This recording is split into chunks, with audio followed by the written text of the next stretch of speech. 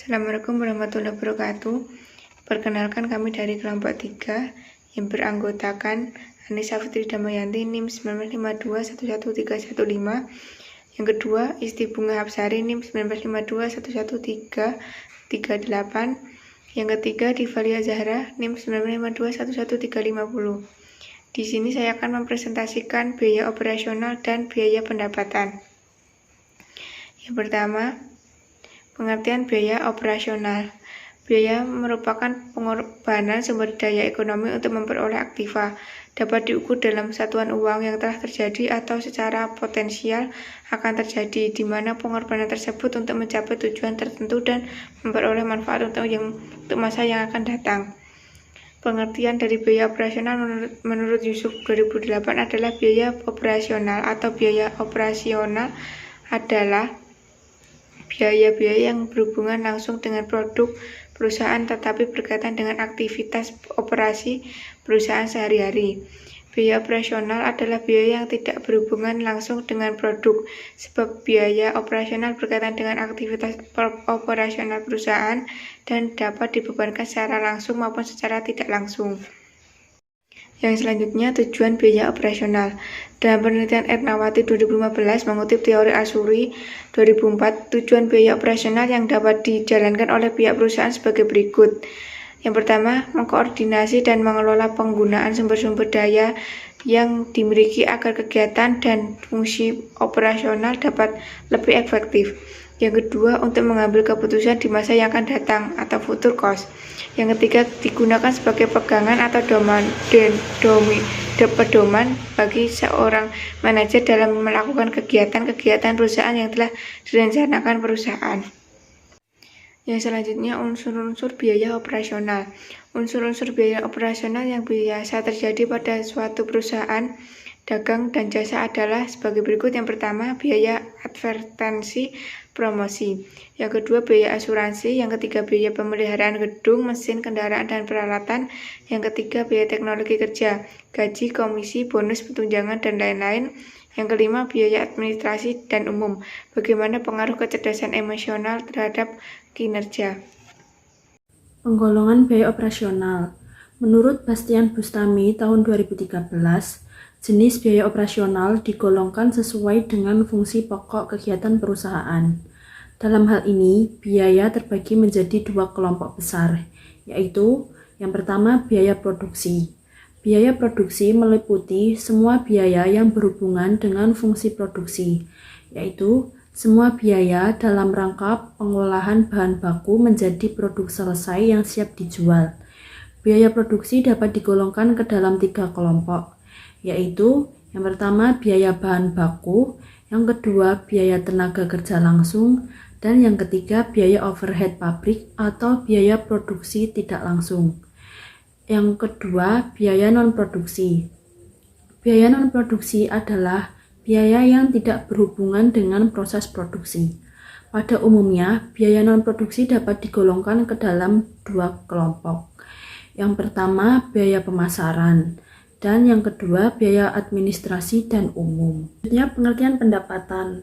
Menurut Kieso, Warfield, dan Weigan tahun 2011, pendapatan adalah arus masuk bruto dari manfaat ekonomi yang timbul dari aktivitas normal entitas selama suatu periode. Jika arus masuk tersebut mengakibatkan kenaikan ekuitas yang tidak berasal dari kontribusi penanaman modal. Menurut Skousen dan Stis tahun 2010, pendapatan adalah arus masuk atau penyelesaian atau kombinasi keduanya dari pengiriman atau produksi barang, memberikan jasa atau melakukan aktivitas yang merupakan aktivitas utama atau aktivitas sentra yang sedang berlangsung. Sedangkan menurut Sukirno tahun 2006, pendapatan juga dapat diartikan sebagai jumlah penghasilan yang diterima oleh penduduk atas prestasi kerjanya selama satu periode tertentu, baik harian, mingguan, bulanan, maupun tahunan. Selanjutnya, jenis-jenis pendapatan. Dalam perbankan, jenis pendapatan dibagi menjadi dua, yaitu pendapatan operasional dan pendapatan non-operasional. Pendapatan operasional merupakan hasil yang didapat langsung dari kegiatan operasional suatu perusahaan. Pendapatan operasional dibagi menjadi dua, yaitu pendapatan kotor dan pendapatan bersih. Pendapatan kotor yaitu pendapatan dari nilai asli dari faktur penjualan sebelum dikurangi faktur return barang dan potongan penjualan. Sedangkan pendapatan bersih yaitu pendapatan dari hasil penjualan barang atau jasa setelah dikurangi faktor return barang dan potongan penjualan. Yang kedua, pendapatan non-operasional. Pendapatan non-operasional adalah pendapatan yang otomatis diterima tanpa adanya kegiatan penjualan. Pendapatan non-operasional juga dibagi menjadi dua, yaitu hasil sewa. Merupakan hasil yang didapat setelah menyewakan suatu objek, misalnya menyewakan rumah atau mobil. Yang kedua, bunga. Merupakan hasil yang didapat setelah meminjamkan uang kepada pihak lain.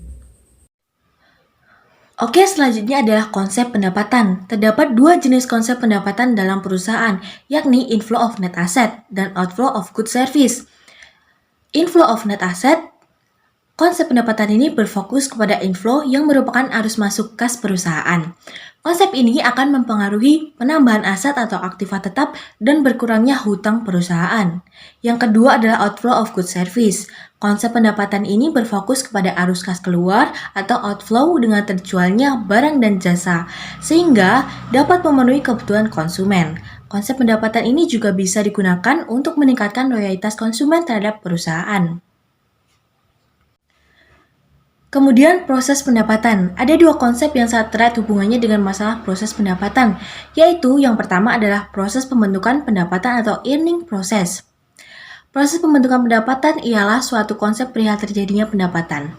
Konsep ini berdasarkan pada perkiraan bahwa semua kegiatan operasi yang diharapkan dalam rangka mencapai hasil yang mencakup semua tahap kegiatan produksi, pemasaran, maupun pengumpulan piutang memperlihatkan bantuan terhadap hasil simpulan pendapatan berdasarkan perbandingan biaya yang terjadi sebelum perusahaan tersebut melaksanakan kegiatan produksi. Yang kedua adalah proses realisasi pendapatan atau realization process. Proses realisasi pendapatan ialah proses pendapatan yang terhimpun atau terbentuk setelah produk selesai dikerjakan dan terjual atas di kontrak penjualan. Jadi pendapatan dimulai dengan tahap terakhir kegiatan produksi, yaitu pada ketika barang dan jasa dikirimkan atau diserahkan kepada pelanggan kegiatan produksi. Jika kontrak penjualan mendahului produk barang atau jasa, maka pendapatan belum sanggup dikatakan terjadi, lantaran belum terjadi proses penghimpunan pendapatan.